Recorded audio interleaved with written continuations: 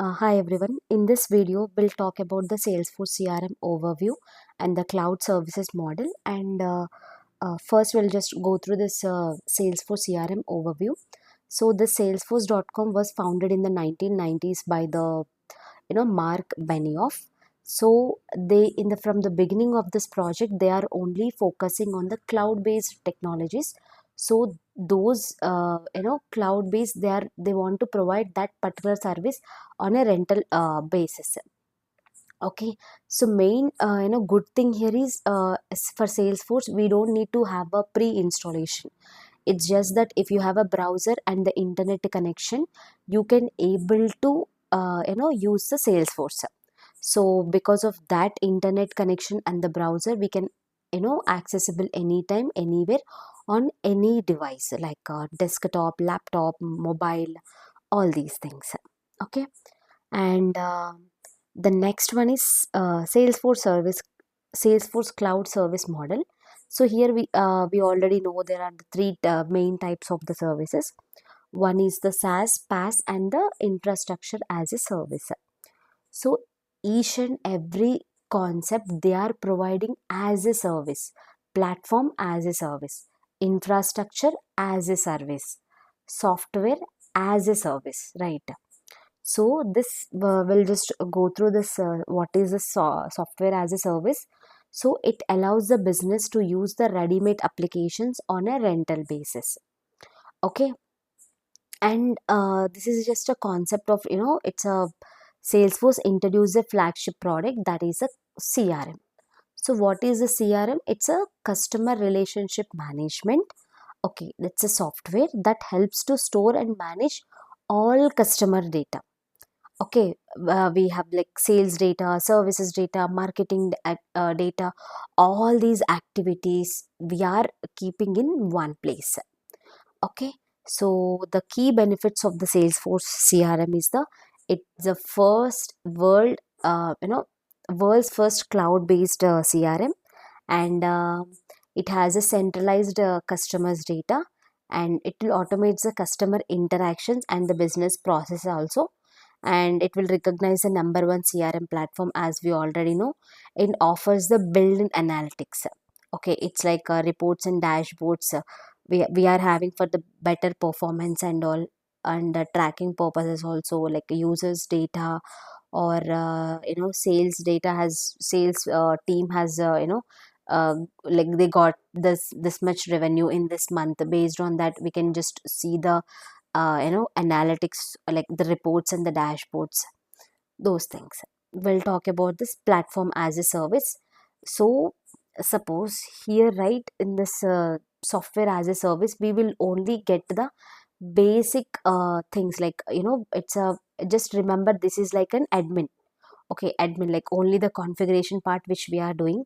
Suppose here, if we got the business requirement, if that is not fulfilling with the configuration side, then we are in a position to work in a, like by using the customizations, like I mean coding part and all. So for that purpose, we are using this platform as a service, a development platform that provides the tools and the environments for building the custom applications.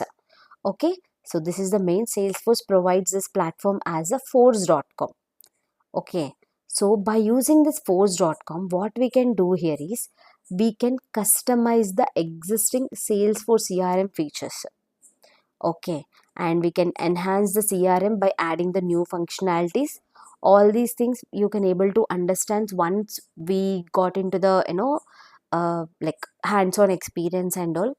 As of now, just what is the use and what is the PaaS, all these things, at least basic understanding we need. And build the custom applications like banking, finance, insurance, healthcare, all this comes under the applications. And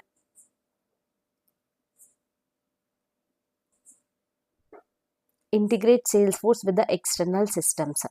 So we can connect with our system to the external system like a MuleSoft, those and all, we can do the integration. And in this force.com, right, we are mainly have a two programming technologies. Just remember Apex and the Visualforce page. Okay, Apex is used to create the custom business logic, and Visualforce pages is the web development framework for creating the dynamic user interfaces. Okay, so for that purpose we are using this force.com. And comes to the infrastructure as a service, here we don't need to worry about the infrastructure. Everything will be taken care by the Salesforce only. Just try understand that, okay, there are some key regions are like North America, Europe, EU, and EMEA, Asia Pacific, APAC. These things are like, these are like key regions. We have many. And Salesforce releases. So Salesforce updates its platform 3 times a year. Okay, that is the spring release, summer release, and the winter release. So spring, that will happen around February, and the summer is June, winter is October. Okay, so I I mean, if you see this pattern, right, this is the uh, that it's like the release name, and this is a year. Okay, if it is a summer 2025, suppose example, now we are in a 2025 year, so it will be have the summer 25. If it is year is 2027, we are having like summer 27. It is like that. So why Salesforce releases are important? Everybody has to understand this particular concept, uh, because Salesforce, for every release, they will try to give the new features. Suppose if there is any existing functionality getting changed, then what we have to do first, we have to check whether our org was impacted or not. Okay, initial step, we will, like, whenever there is a new update happen, first we will check, okay, this particular release update will have any impact on our org or not. Those things we will check, but let first we will understand why Salesforce releases are important. Okay, it will introduce the new features and the UI changes also. It improves the performance and the security, and it will add the AI automation and analytics enhancements, and may impact the existing configurations or the customization, and it will keep Salesforce up to date with the latest innovations. So for all these things, we required, like, we have to understand why the Salesforce are important, and how to prepare for a release. Okay, so there is summer 2025 release happen. Example, first what we have to do, first we have to check the release notes. Okay, so Salesforce team officially they will release the um, the release notes and all. So what we have to do, we have to check whether that Salesforce release notes has released or not. If not, we can directly reach out to the that Salesforce support team. We can talk to them if we are having a unlimited edition access. Okay, that particular um, sandbox which we have taken, in that case only they will support us. Okay, those and all, when they are going to support all these things, we'll talk in a minute. First we'll understand why, how to prepare for a release. Okay, so once we got the release notes from the Salesforce, first we have to do the analysis. In that analysis, if you feel that there is some update is happened, okay, then in that analysis only we have to do the impact analysis, like whether this was uh, impacted on our org or any particular existing functionality. Then what we have to do, we have to test in our sandbox. Okay, don't directly do the changes in the production. It will be very dangerous. So first what we will do, we will test it in the sandbox. Then later on, if everything is good, we will try to inform that to the key stakeholders. Okay, if we know the solution is working fine also, we will wait for the business to approve that. Directly we will not take the call. Okay. And we can also attend the webinars and watch the demos and all. And also we have to update the documentation. Then later on we have to communicate with the users. Okay.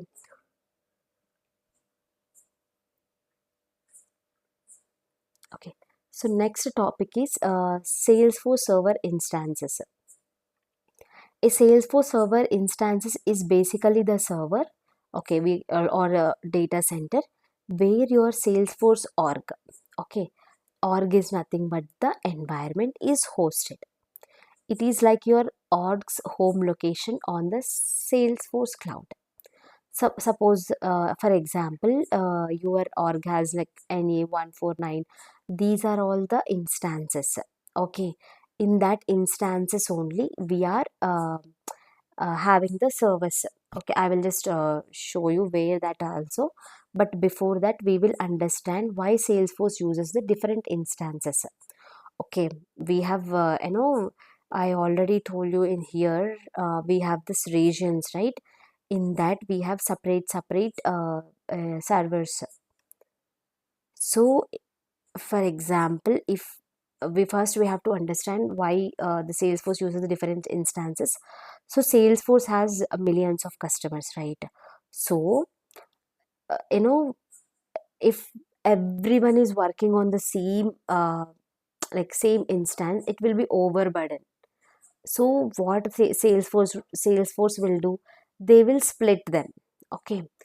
But because for better performance, faster access, improve the security and the stability and the load balancing to avoid the downtime. If one member are using there is a one application, a lakhs crores of people are using that application, and the load is also like overburden, right? So in that case, what Salesforce has come up with the solution in the sense, they split them across the different servers in the sense instances only, just remember it. So yeah, now in our Salesforce, how to identify your Salesforce instance. Okay, so somewhere in our Salesforce application we can able to see this, right? So what we have to do, we have to go to the setup. I will just show you this also. First we'll just remember, okay, there is a setup. In the search we have to go for this company information. When you search for this field, right, you can able to see our instance. So here company information, we have the instance IND56. This is my instance where the they have provided this space to me. So it's like that. Next topic is multi-tenant architecture. So this is also an important, because here all like Salesforce is built based on this multi-tenant architecture only. But before that, we'll understand what is this and all. Okay, multi-tenant architecture means that a single server and the infrastructure are shared by the multiple customers. Okay, tenants we will call. At the same time, it is a secure and effectively. So it is like a multiple people renting the apartment in the same building, but each has their own private space, right? It's the same thing. Okay. So Salesforce and the multi-tenancy. So first we'll understand these concept. So Salesforce is completely built on multi-tenant architecture. What does it means? It means Salesforce does not give a separate or a dedicated server to each customer. Okay. Instead of that, what they will do, they will share the, you know, uh, like all customers share the same cloud infrastructure, even though the data is kept isolated and the secure.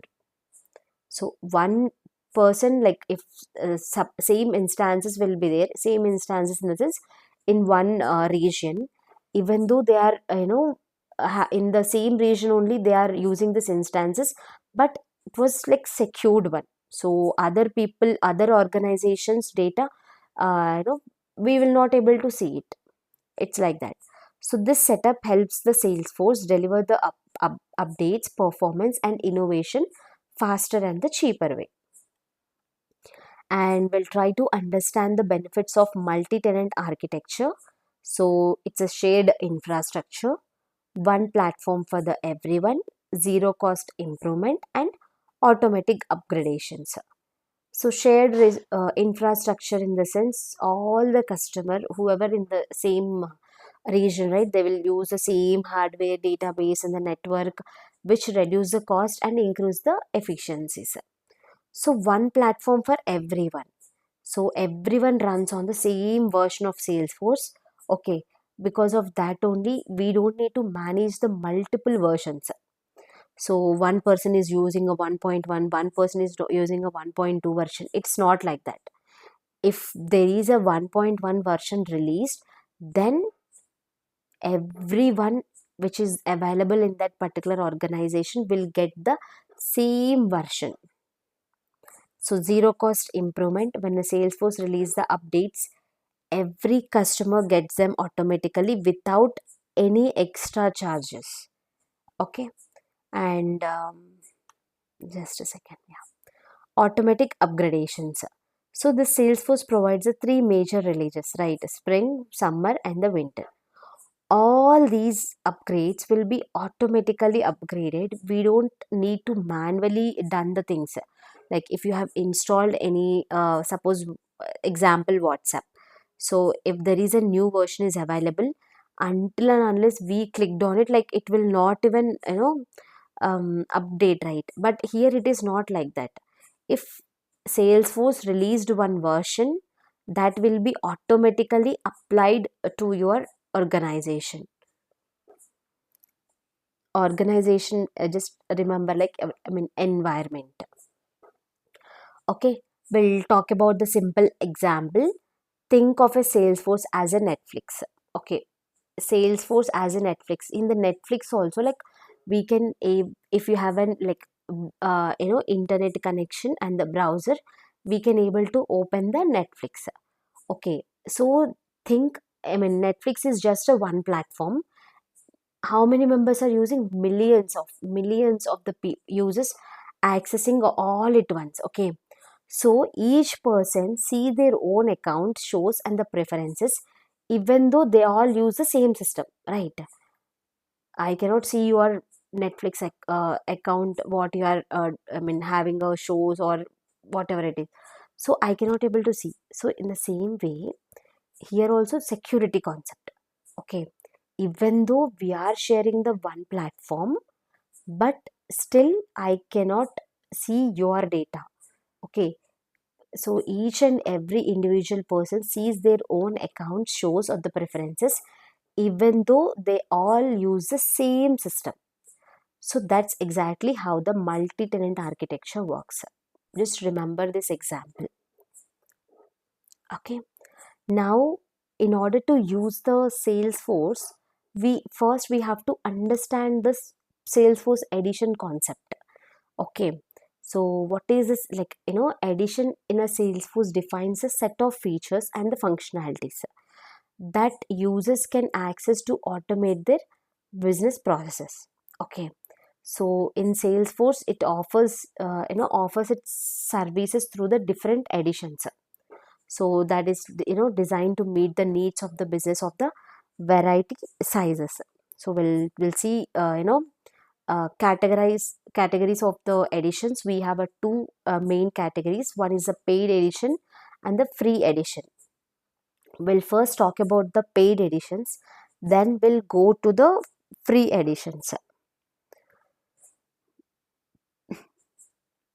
So in the paid editions, like these editions are subscription based. Okay, so here customers pay monthly rental amount per user to access the Salesforce. Paid editions, what is the paid editions? In the sense, it's a subscription based, right? If you want to use a Netflix is also paid edition. Okay, and yeah, this in the same way, if you want to use the Salesforce paid editions, we have to take the subscription. Okay, so in that, in this paid editions, we have different types of editions also. Like, let me just go to, yeah, first one is the starter suit edition. Okay, what is, you have to understand the differences between all these editions, because on in real time, right, in the projects in the MNC companies, they are, when personally my project, we are using the unlimited edition. It's not a starter suit, or we have many other editions, but this is the edition which we are using. But in order to, like, most of the, unlimited edition only. But for safer side, if an interview asked like what is this editions and how many types of editions we have, in that, in your project, which edition they have used, so these kind of questions also they will ask. So first we'll try to understand this starter suite edition. So it offers the basic CRM functionalities. Okay, here, basic CRM functionality, remember, like, there is no coding. Whatever available in the UI, like, configuration side, those only we are using it. Okay, there is no coding. So this particular starter suite edition will be suitable for this small organization. Like, in one of the, startup companies have a limited members, right? If the limited members, then this particular starter suite edition will be like helpful. Okay, as we already discussed, it is only the configuration part, and there is no programmatic customizations. Okay, in order to buy this, how much amount we have to pay is like $25 per user per month. If we are adding one user, it's a $25. If the 5 users is $125. It is like that. Okay, and the storage, we are getting a data storage as a 10 GB, and the file storage is 1 GB. Okay, this is about the starter suite edition. Next we'll go with the professional edition. Okay, it provides the complete CRM functionalities for teams of the any size. Okay, any size, but complete CRM functionalities. It allows the declarative customization via the mouse clicks only, but see, there is no programmatic customization. Okay, we don't need to, there is no coding, that customization will be like force.com will be available. Just whatever is available in the CRM, in the admin part, those only we have to use it. The pricing is $80 per user per month. So the storage, it's like 10 GB here, and the file storage is 10 GB. So the data is increased, and also the, here we are getting the complete CRM functionalities, but here basic CRM functionalities. Just, understand the difference. And the next one is enterprise editions. So it offers the full CRM functionalities plus force.com platform. Okay, so this is suitable for the medium to large organization, and the pricing is a $165 per user per month, and the data storage is 10 GB, and the file storage is also 10 GB. Okay, and the next is the unlimited edition. This is important. So here it provides the unlimited CRM functionalities, and there is a good thing here is 24/7 Salesforce support is also available. Suppose if you have, stuck in some concepts and which you are not able to um, get the solution, then we can reach out to the Salesforce support team for the help. Okay, or if there is any functionality got broken, and because of their updates. Okay, it's not that like we have done something and they are going to help. It's not like that.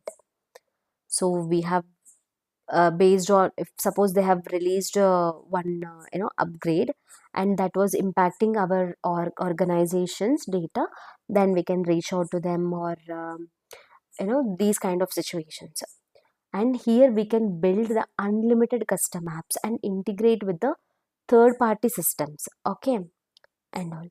And when it comes to the pricing, it's $330 per user per month. And comes to the storage, it's 10 GB data storage, and the file storage is also 10 GB. And the next is Einstein 1 Sales Edition. So here it includes all CRM and the platform features along with the AI capabilities, okay, and the data integration, data cloud integrations also we will get it.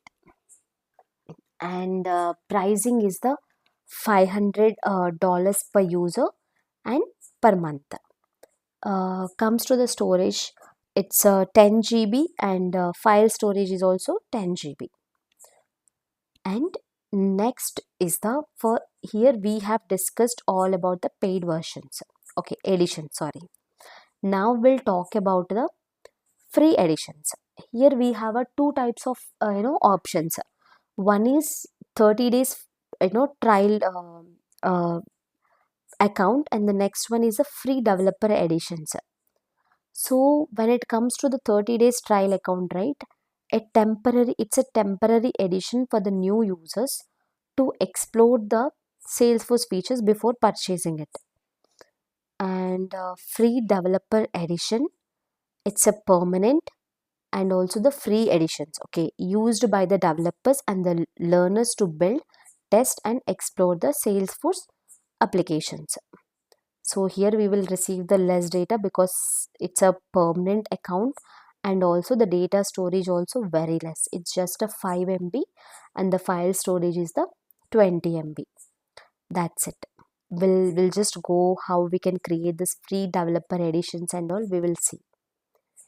And this is just a overview of what we have discussed in the editions. So these 5 are completely the paid, and these 2 are free. And here in the starter suite we will only do the configurations, professional, declarative, enterprise, it's a both we can do, and unlimited, full, declarative plus programmatic we can do, and plus 24/7 Salesforce support will be there. And the Einstein 1 Salesforce, it's a full, declarative and the programmatic plus AI plus data cloud integration part. And starter suite will be suitable for the small organization which have less than 10 users. Professional, any size of organization. Enterprise, it's a medium to large. Unlimited, large organizations. Einstein is a advanced enterprises. And these are the cost: $25, $80, $165, 330, and the Einstein one is a 500. And the developer edition is just a free edition, and we will have the full access, but we are having a full access, but it's a limited data only, like data storage is a 5 MB, we got it right, and the file storage is a 20 MB. That's it. And this is suitable for the people who want to learn the Salesforce, or developers who want to practice it. So for that people it was very useful, suitable also. And 30 days free trial, it's just a free only, and the customizations and everything, it's a temporary. After 30 days automatically that particular sandbox environment will get deleted. And this is suitable for the evaluation, and the pricing here is free. We don't need to pay anything here, okay. Yes. And in the next upcoming session we'll try to see how we can create a free Salesforce developer account, okay. Those and all we can do, and I will just give you the step by step also, and I will show you in the UI. As of now, that's all for today, and thanks for watching the video. Thank you.